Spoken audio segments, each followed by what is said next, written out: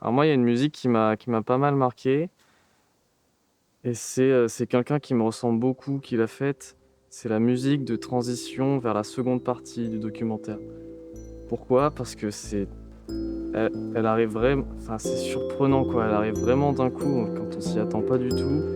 Et c'est vrai que moi, ce sont des choses qui me font un petit peu, ça me fait quelque...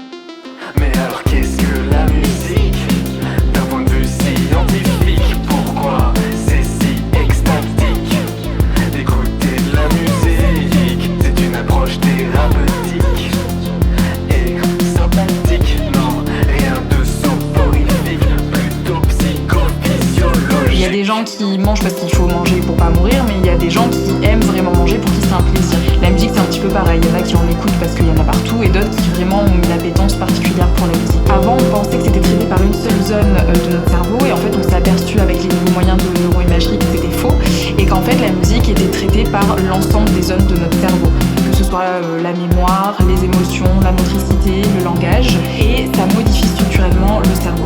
Les goûts musicaux, ça dépend surtout de notre vécu personnel, de nos expériences, de l'environnement dans lequel on a évolué. Si nos parents écoutaient plutôt du jazz, de la musique classique, de notre environnement même amical et social aussi, à quoi on a été éveillé. Donc ça dépend vraiment de la personne et de son histoire. Par exemple, si vous avez été à un enterrement d'un proche et que vous avez écouté telle œuvre, bah, peut-être ça va faire appel à des émotions qui ne sont pas forcément agréables ou voilà, qui sont un peu dérangeantes. Donc ça dépend vraiment de l'émotion associée à la musique.